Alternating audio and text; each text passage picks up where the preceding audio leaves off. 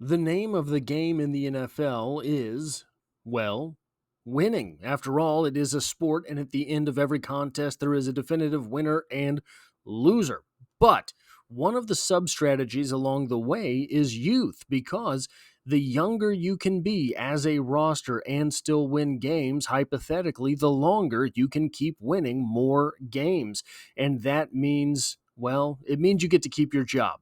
But the Kansas City Chiefs have been exceptionally good at that the past few years, as Brett Veach and the front office have rebuilt the roster from where he got it. Remember, the Chiefs have been one of the youngest teams in the NFL by snap, or at least in the top half, I guess you would say, of the NFL by snap count for the past few seasons, despite the fact that they are in the middle of a dynastic run. We have here ranking NFL team talent under 25. Texans Seahawks lead the list from ESPN, which ranks the Kansas City Chiefs this season 13th.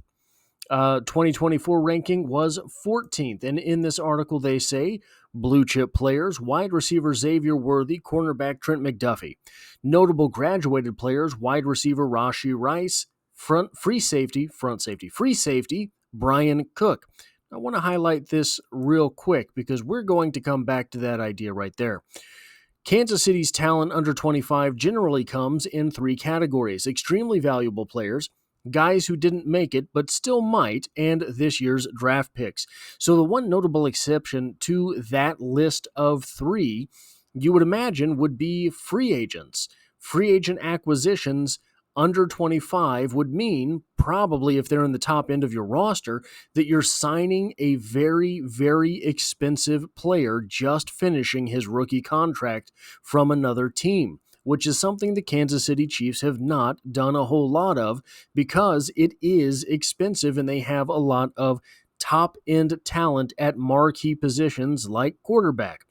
The first group starts off with second-team All-Pro McDuffie, who played more on the outside last season after making the first-team All-Pro team as a slot corner in 2023.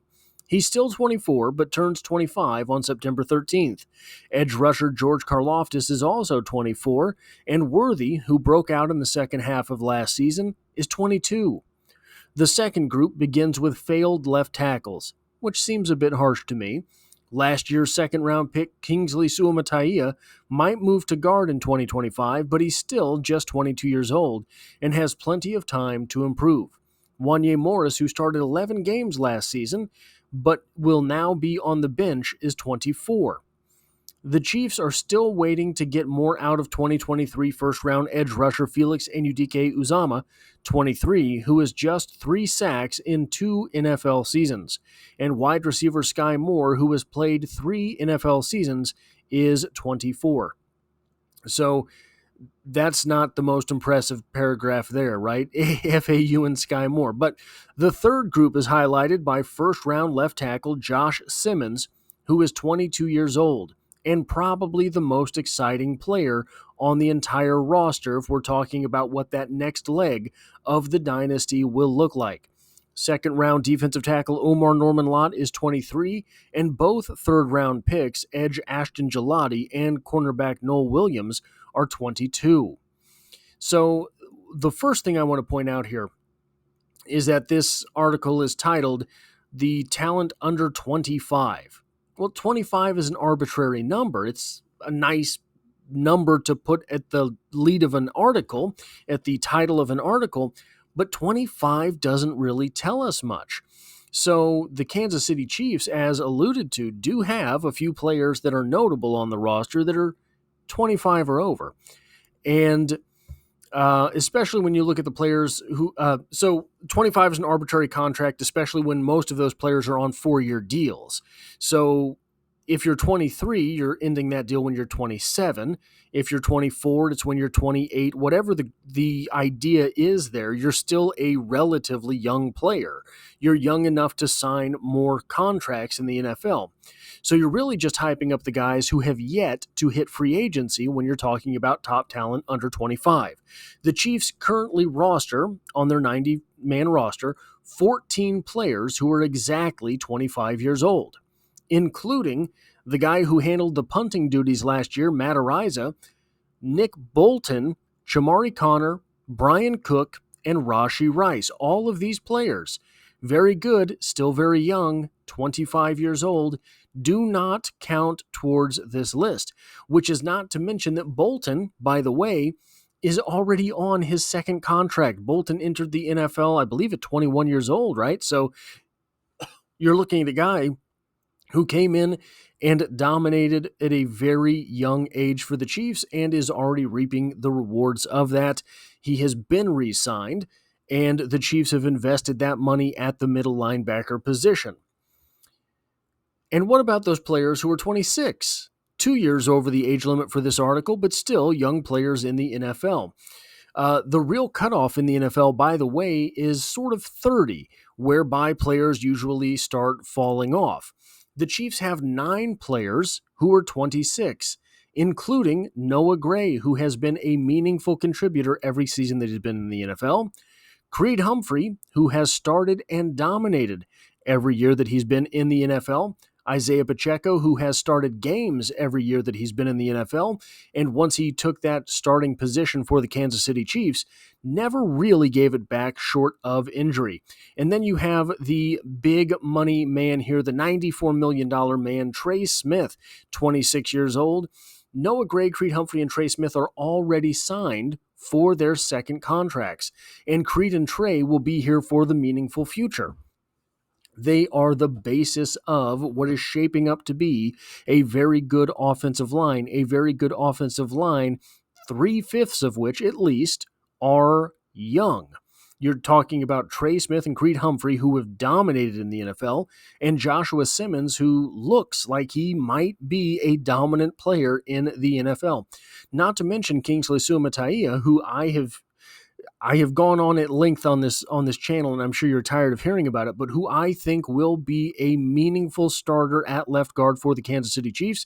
He has what would be elite numbers for offensive tackle, which will translate to elite numbers at the offensive guard position.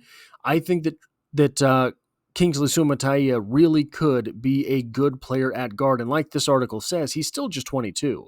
Last season may have been sort of a wash for the young man, but he did start the season as the best left tackle that the Kansas City Chiefs had to offer.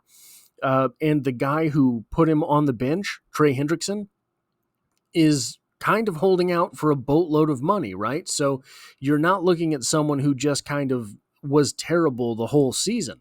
Why he did not find his way back onto the field, despite the fact that the Chiefs had continuing problems at the left tackle position, is beyond me. I don't know. But from what I saw in those first 4 games, he would have been at least as good as what it was with which the Kansas City Chiefs replaced him.